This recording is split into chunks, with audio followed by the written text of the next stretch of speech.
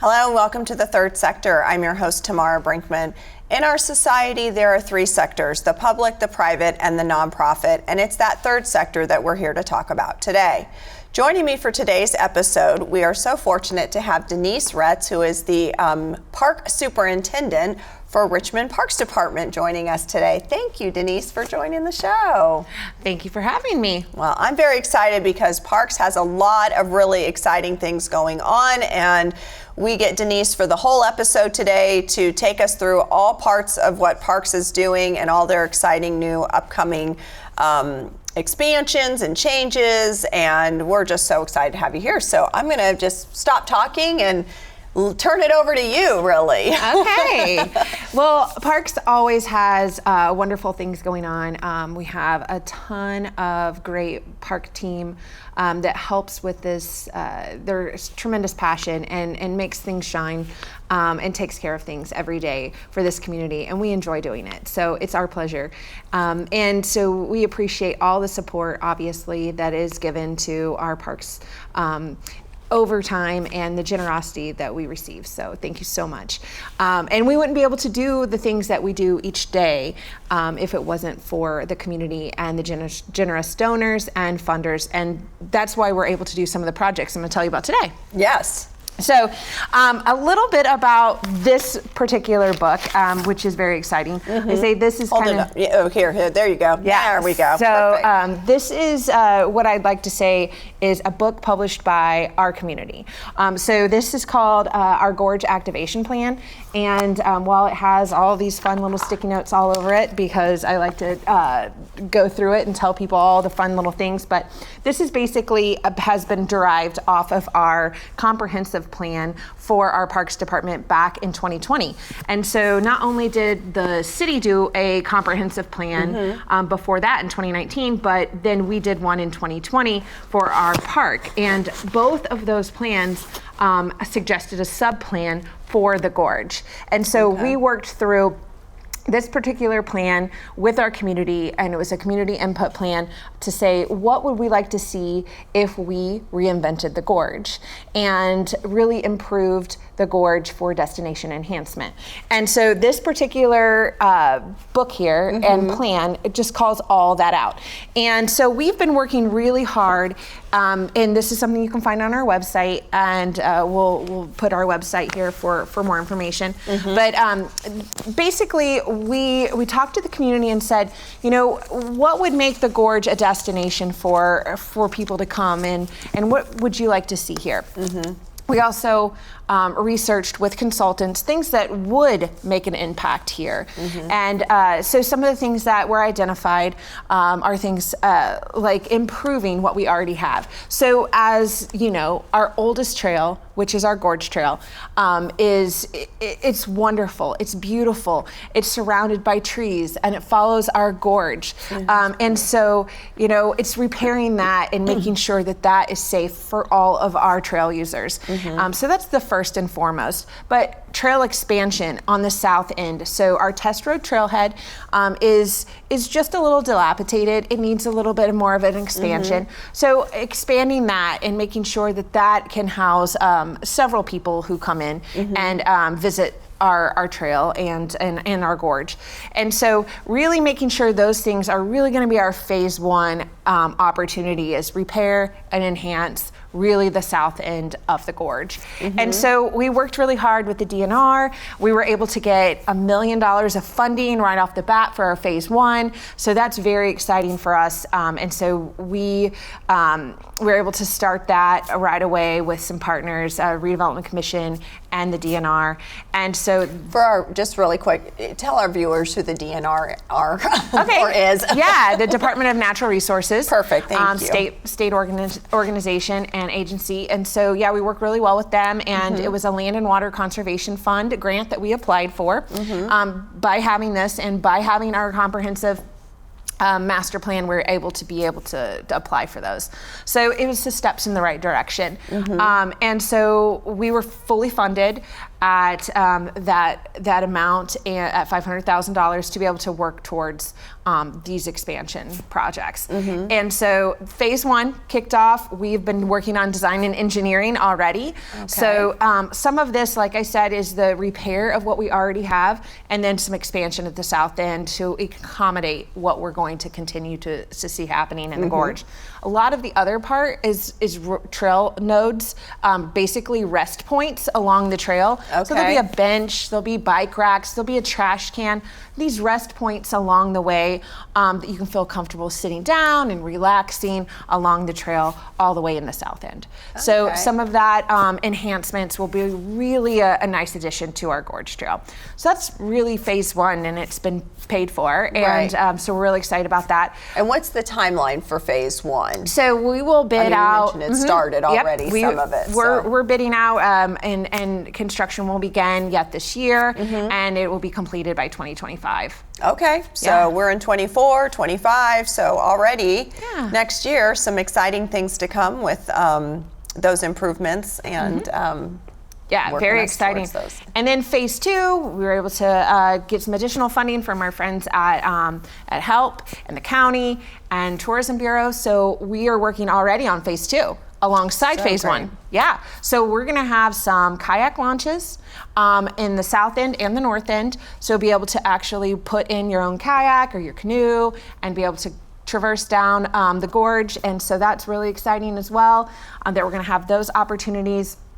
And an actual outlook area and fishing pier over at the Weir Dam, where the Weir Dam was. We've been able to take that out since then, but just for safety. But we'll have an actual launch point there, so there'll be some nice improvements you'll see there. So that will actually be started and moving alongside the same timeline. Oh, okay. So would you say maybe by summer of 25 you could put your kayak in, or do you think maybe it's more like summer of 26 before you're putting your kayak in? I think we could see it by the end of 2025. And then, if everything goes well and we can get a good company in here to move these things we won't forward. hold you to it, but I'm just, for those who might be inquiring minds who want to know. I mean, if it was up to me, we'd have it tomorrow. But, that's just not the way these things work.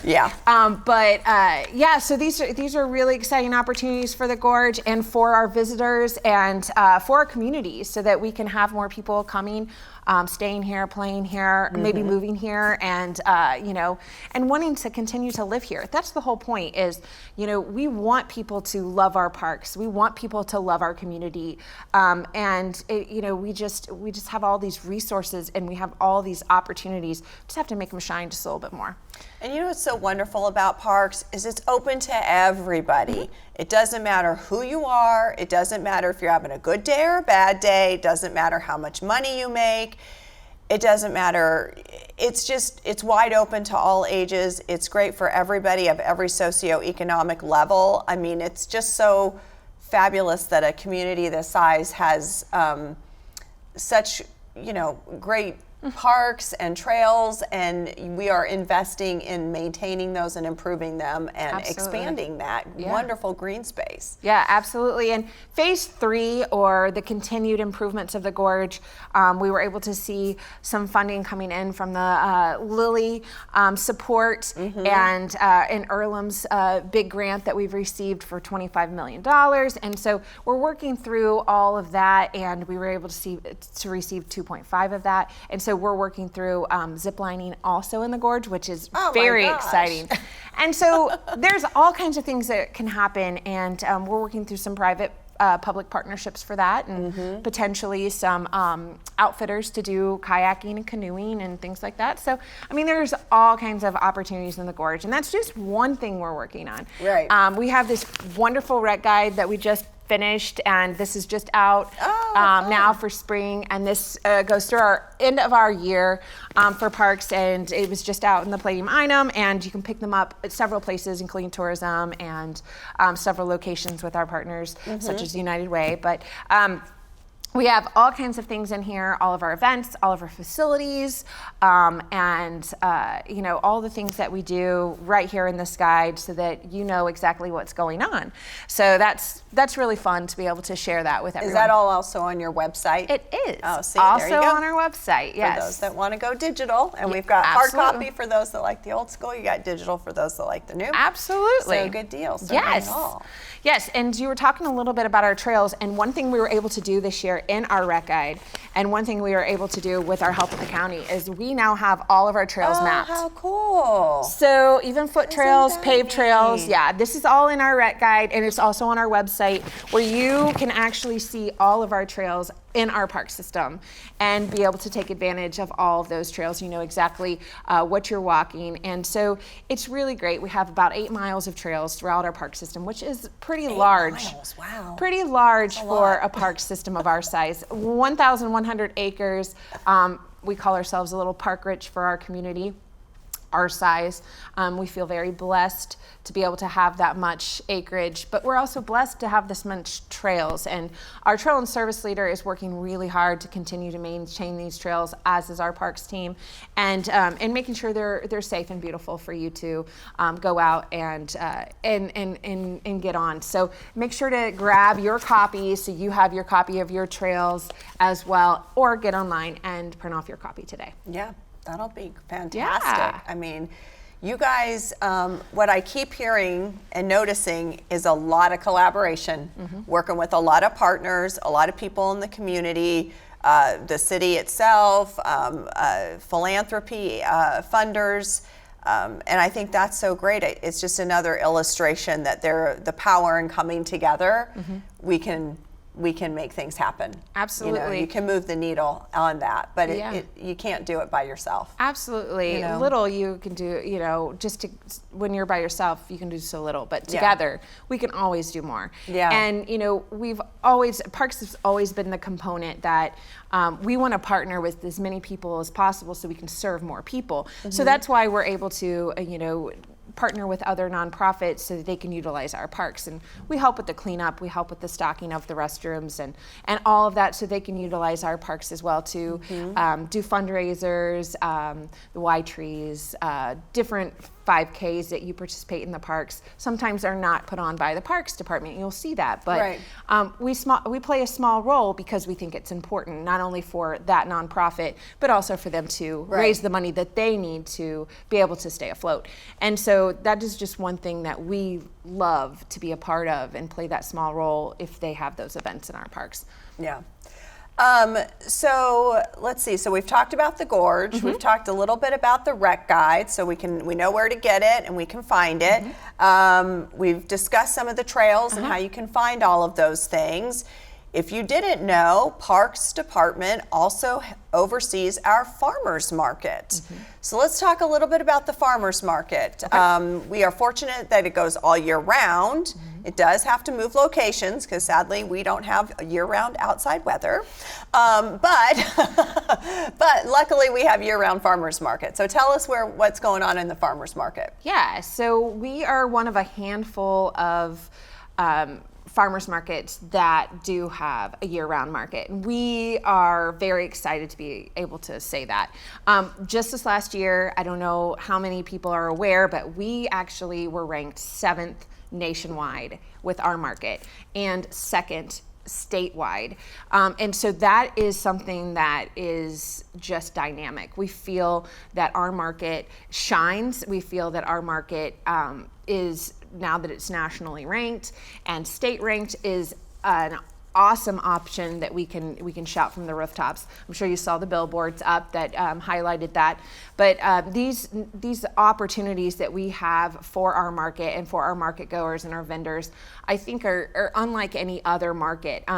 We are a growers and producers only market, which is a little different than some markets, but we also take pride in that. So that when a market goer or when someone comes and visits our market, they can feel comfortable and secure about what they're buying. They know that it's been through a farm visit. We've seen the product, we've seen what's being grown. We know that they're producing what they say they're producing, and that's checked off. Do you guys actually go meet with them? Absolutely. At their farm or Absolutely. their location to understand whether Absolutely. or not. So you vet who gets to come to the farmers market. It's not just, hey, I want to bring my my stuff and sell. Correct. They have to be our growers or producers only. That has always been our from the time we started the market, our kind of rules and regulations. How long has the market been in the community? Oh man, we were talking about this just the other day. I mean, honestly, it has always been in Richmond. It started back in the day. And I really wish I had more history, but on the actual year. But we've had kind of ebbs and flows of different markets, and I think that we have grown tremendously over the last probably 5 to 7 years. Okay. But there's been smaller markets, and then there's, back in the 1900s, I mean, there was actually a market in Richmond. Wow. So, and they used to have a market area. So, I mean, there's just all kinds of really cool, rich history that you could look up and see about Richmond's farmers market or Richmond's market. Right. So it's kind of a neat idea that we've kind of continued that through the years, and the city takes really great pride. It's kind of went through some different channels where the farmers used to run it when it was just a small parking lot. Or large parking lot, I guess, now that it's Elstro Plaza. But then, Main Street ran it for a while. And then once Elstro was being built, we were asked to take it on as a city. And, I think we've taken a tremendous amount of pride to oversee this market and to make it what it is today.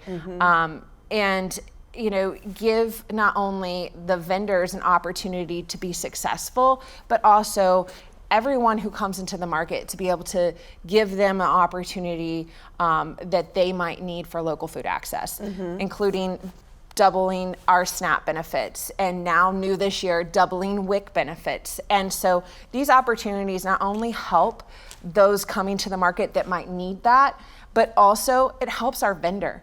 Right. And it helps our farmer, and it helps the local economy. And so all of these things coupled together produce not only this wonderful option for local food access, but also destination enhancement for our market. And so we take great pride in what we provide. And with it being growers and producers only, people can feel good when they come in that we know we've vetted them. We know that they're doing what they say they're doing, and that they can feel good about buying what's there at the market, because we've been able to trust that they've said what they're doing with their meat or their products or their value added items. And so that's been it's been a challenge, but it's also been a good opportunity for the market. And so people trust what we say coming in, and we can stand by that stronghold. So if just theoretically, somebody's watching today's episode and they're like, well, I have some neat things, or we have a farm and we're wanting to expand, or whatever that is, how would somebody go about connecting with you, or what's the process, I guess? Is it just reach out and you help walk alongside, or? So the website that you saw at the bottom of the screen, that's also an area where you can get in touch with the farmers market, and we have an application process. We also have a advisory board that meets monthly, and so they review the applications and make sure that you are a producers and growers only. You meet that criteria.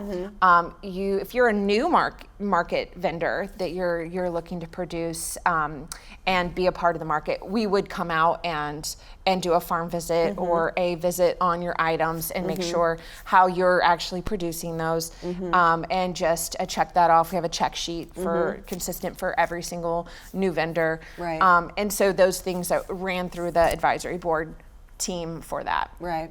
So advisory board, we've heard so much about parks. Tell us a little, so one, how many people, what's the staff like for the parks? Okay. And how are you guys governed? I mean, who is your boss? Okay. So to speak. Yeah. Right? I mean, for, a lot of our nonprofits, they answer to a board, and there's a board chair or, a group of folks, right? So how does that work in the Parks Department? So that's a very good question. So I am appointed by the mayor, and so Mayor Oler is my boss, and then he appoints 4 members to the Park and Recreation Board. Okay. So we have 4 members of the board and then 1 city council liaison. Okay. So there's a 5-member board, 4 voting members, and then the council liaison. And so we meet monthly. They approve all of anything that we need approved in terms of contracts or needs for the Parks Department. But they are appointed by Mayor Oler as well. Okay. Okay. And they usually run 4-year terms. Oh, okay. All right. What was I going to ask you? Staff-wise, we did ask about staff. So a lot of people think that we have a ton of staff to take care of the 1,100 acres. And it would seem impossible that you don't. Yeah, and so that's kind of a good question too, because really we have 2 people who take care of landscaping and all the flowers that are planted all over the community. Wow. So 2 full-time people for that, and our bike paths that you see downtown in the city building. So they take care of all of that. And we also have right around 8 full-time staff who take care of repairs and mowing and all of that for all of our parks. And then we have 1 head mechanic, and so he takes care of fixing everything that we need. And then we have rec staff, and then we have 1 full-time market coordinator. We try to we have some frontline staff too that help, reserve facilities and things like that. But we try to offset with part-time and seasonal as best as we can to try to fill in those gaps. Of course, we have JUCO staff that run our summer camp, our free summer camp during the summer. We have a lot of lifeguards who come in and help with the pool. And then we have our Middle Fork Reservoir and things like that that get covered. And then we also have seasonal positions that we fill in for mowing and weed eating and things like that. So all in all, very minimal staff. We could always use more. Well, so along those lines, are there opportunities for the community to volunteer or engage with the Parks Department? Absolutely. So we always have volunteer opportunities. Our trail and service leader is someone that we get anyone in touch with when they're interested in volunteering, and that information can also be found on our website, or you can call 983-PARK, and we're happy to get you in touch with him, and he is happy to get you out and find an opportunity for you to volunteer. Lots of trail work is necessary, invasive species removal, cleaning. Explain that just for those, because people don't, if you're not into plants, you may not quite understand that invasive. So they're like, invasive what? Invasive species are just, material that grows in along the forest area that is not something that we can necessarily control at times. Right. But we like to try to control that and remove that because it's not necessary. And so there's some good practices that you can use to be able to do that. And removing the actual honeysuckle and some of those invasive species, and there's a whole list of them. Right. And then we just kind of either spot spray. We also now have a FECON, which is a something that can come through and try to get some of that invasive species out of there fairly quickly in some areas. But any of that can be something that we can use volunteers for to hand cut. some of that stuff out of there and some of the embankments and things. But also, just planting in some of the downtown pots and watering and keeping things nice, picking up trash, picking up limbs, and so we don't hit them with the mower. And, there's all kinds of things. Our job is never done. Right.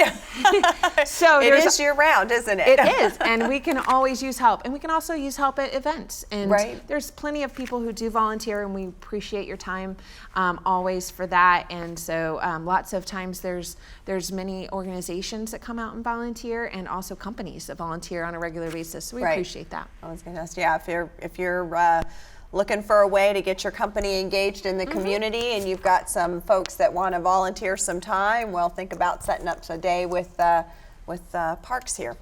One of the other, so let's see, we are moving towards that time of the year when temperatures are going to warm up. We're going to get some summertime weather. We're all going to want to be outside. So what's when does the farmers market go from the inside to the outside, and maybe when do we usually open the pools, and maybe some of those things that we're all starting to get excited, hoping for those warmer weather days? Yeah, so our time kind of starts now. We start getting the pool ready now. Fixing things, checking things. We ordered some new grates for the pool. We have to check and make sure to get things ordered. Also splash pads, chemicals ordered, all of those things ready to go. So we're working through all of that. So the pool always, our goal is to get it ready to open the week prior to Memorial Day weekend, but then we open that Saturday of Memorial Day weekend. So that's always our goal, so that we're ready to go almost a week ahead of time, and so that if we have any last minute training of lifeguards, they can be in the water getting trained, getting everything that they need to get done. And then of course, just making sure everything is staffed, ready to go. And then opening that Saturday of Memorial Day weekend is always our goal. And we don't foresee any changes of that. And then the farmers market, obviously we're through the winter at Star Jeanette facility, the winterized facility, and we're there through May. So May 4th will be our first Elstro market of the summer, and so that's really exciting. We hope to see everyone there, but obviously take advantage of the winter market at Star Jeanette until May 4th. Okay, so we got about 30 seconds left. This is a tough one because you'll have to be succinct. What brings you the most joy about what you do? Oh my goodness, that's really difficult. I would say the parks team, I do this because of them and their passion, but also the community and knowing how much that they appreciate the parks. That brings me the most joy. Well, we are very happy that you joined us today for this episode, and hope that all of you have enjoyed hearing from Denise, from our park superintendent for Richmond Parks Department. That'll take us to the end of today's episode. Thank you so much for joining us, and we'll see you next time on The Third Sector.